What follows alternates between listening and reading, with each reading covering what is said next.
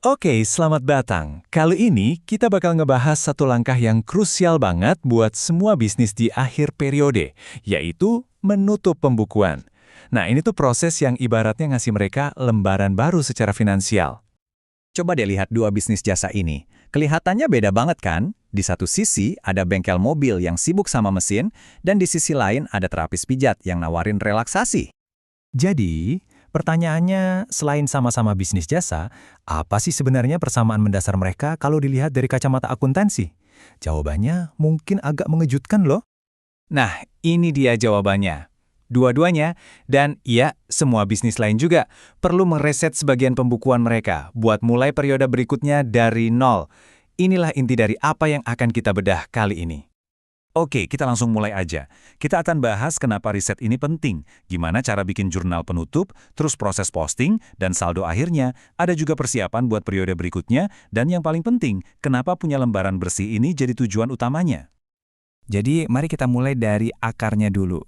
Kenapa sih setiap akhir bulan atau akhir tahun, akuntan harus repot-repot bersih-bersih pembukuan? Emangnya kenapa kalau nggak di-riset?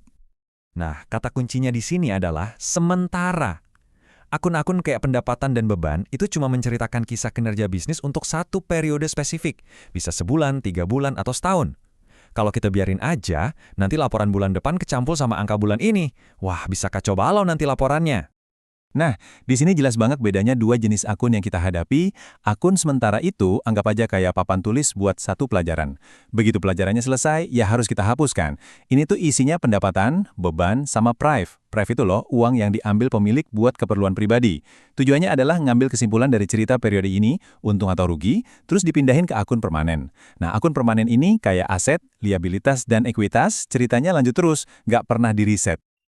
Oke, sekarang kita masuk ke bagian praktisnya.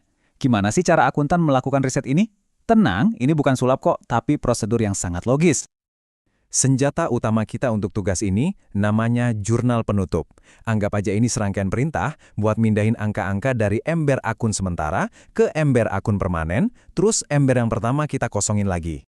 Prosesnya itu ada 4 langkah yang logis banget. Pertama, kita tutup semua akun pendapatan. Kedua, kita tutup juga semua akun beban. Nah, dua-duanya ini kita pindahin ke satu akun sementara yang namanya akun rangkuman. Gampangnya bayangin aja kita nuang isi 2 ember ke satu ember besar. Langkah ketiga, kita hitung selisihnya di ember besar tadi. Itulah untung atau ruginya. Hasilnya kita pindahin ke modal atau ekuitas pemilik.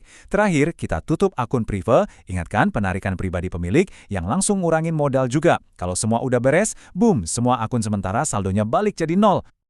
Eits, kerjaan kita belum selesai setelah bikin jurnal. Kita harus posting jurnal itu dan mastiin hasil kerja kita benar-benar seimbang.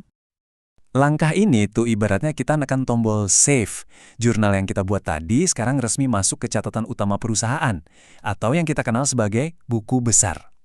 Disinilah saldo pendapatan dan beban benar-benar jadi nol. Dan pembuktiannya ada di sini. Kita bikin satu laporan terakhir namanya neraca saldo setelah penutupan. Laporan ini bukti kalau kita berhasil. Kalau kita ngerjainnya benar, laporan ini cuma bakal nampilin akun-akun permanen, aset, liabilitas, sama ekuitas. Semua akun sementara udah lenyap, saldonya nol siap buat periode baru. Iya, inilah tujuan akhirnya, pembukuan yang rapi, seimbang, dan siap mencatat transaksi baru tanpa sampah dari periode sebelumnya. Nah, ada satu langkah lagi nih. Ini sifatnya opsional, tapi berguna banget dan bisa bikin hidup akuntan jauh lebih gampang di bulan berikutnya. Namanya jurnal pembalik. Sesuai namanya, fungsinya buat membalik beberapa penyesuaian yang kita buat di akhir periode lalu. Tujuannya murni buat kepraktisan aja, biar pencatatan ke depannya lebih simpel. Jurnal ini nggak dipakai buat semua penyesuaian ya, cuma buat transaksi yang nyebrang antar periode. Contoh paling gampangnya gini, gaji karyawan minggu terakhir Desember yang baru dibayar di Januari. Tanpa jurnal pembalik, pas bayar di Januari, akuntannya harus ingat buat misahin catatannya. Ribet kan? Nah, dengan jurnal pembalik, pencatatan di Januari jadi sesimpel pembayaran gaji biasa. Jauh lebih gampang dan ngurangin resiko salah catat. Oke, buat penutup, mari kita tarik kesimpulan. Kenapa sih kita harus melewati semua proses ini? Apa untungnya? Ujung-ujungnya ini semua soal akurasi dan kejelasan. Dengan ngeriset akun pendapatan dan beban, pemilik bisnis bisa dengan yakin bilang, ini loh kinerja kita bulan Januari, atau ini keuntungan kita setahun ini. Tanpa proses penutupan, batasan antar periode jadi kabur, dan jadi mustahil buat ngukur kinerja secara akurat dan mengambil keputusan yang tepat. Jadi, kita tutup setiap periode dengan lembaran yang bersih. Tapi, kan bisnis itu jalan terus, nggak berhenti di tanggal 31.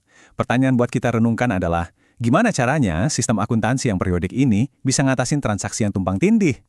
Jawabannya ada di kekuatan jurnal penyesuaian dan jurnal pembalik yang baru aja kita bahas.